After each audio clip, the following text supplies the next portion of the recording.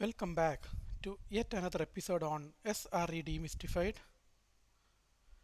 This is on risk and FMEA analysis. So, how do SREs embrace risk? Unreliable systems can quickly erode users' confidence, so we want to reduce the chance of system failure. In SRE, we manage service reliability largely by managing risk. Our goal is to explicitly align the risk taken by a given service with the risk the business is willing to bear. How do we measure service risk? So service failures can have lot of failures. It can range from user dissatisfaction to losing trust to revenue loss and undesirable press coverage depending upon the business, and they are very hard to measure. So to make the problem tractable and consistent across many types of systems we run, we typically focus on unplanned downtime. One way to embrace risk is through failure mode and effective analysis, FX analysis.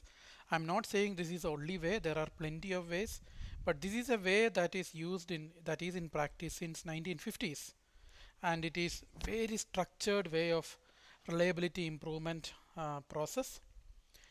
Even today, it is still a very highly effective method for lowering the possibility of failure.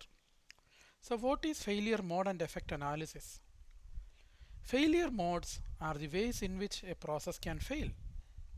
Effects are the ways that these failures can lead to waste, defects, or harmful outcomes to the customer.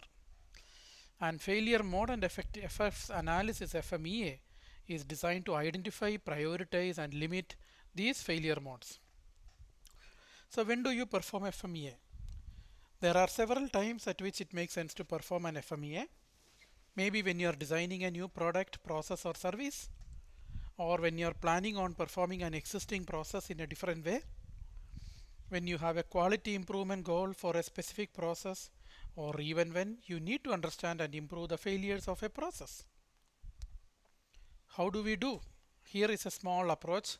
Maybe take a spreadsheet and then put all these fields together where you list the service and the potential failure modes, which means in what ways could the step or failure go wrong.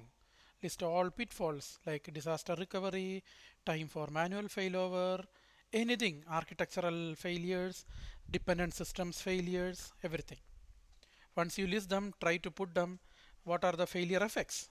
What is the impact on the customer if this failure is not prevented or corrected? And then try to put a number, say between 1 to 10 or 1 to 5 or whatever that makes sense. That says how severe that particular effect is. And then what are the potential reasons why it can happen, why that particular failure can happen. Again, how frequently it happen, put a number, an occurrence. And then what are the current controls in place either to prevent or detect the failure. So if you have a very good system in place with a highly very effective monitoring and everything, and you are able to make it detect in no time and then even understand it, maybe detection is just one. Or if you have nothing and when it happens it's going to be a disaster, maybe 10, like that. And then comes the risk priority number, which is a product of severity, occurrence, and detection, that can give you a sort of a ranking of for this particular service which of these failures are the most important that I should tackle immediately. And then the actions recommended, who is responsible, and the actions taken. This is a big exercise that we need to do. Now let me give you some hints on how one way of calculating the scales. As I said, the scale can be 1 to 3, 1 to 5, 1 to 10, or anything.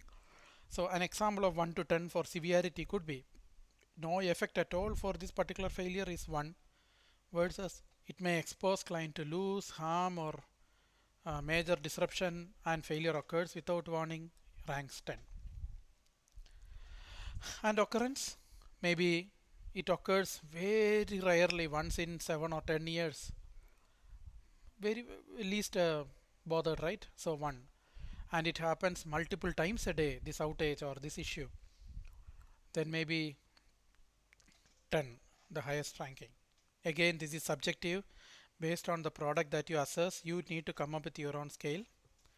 And detection, maybe current controls are almost certain to detect the failure mode, and reliable detection controls, that is 1 to no known controls available to detect the failure mode, is 10. So this is a good approach. I strongly encourage you to try out if you haven't done for your organization till now. And with more topics, let's see next week. Till then, thank you.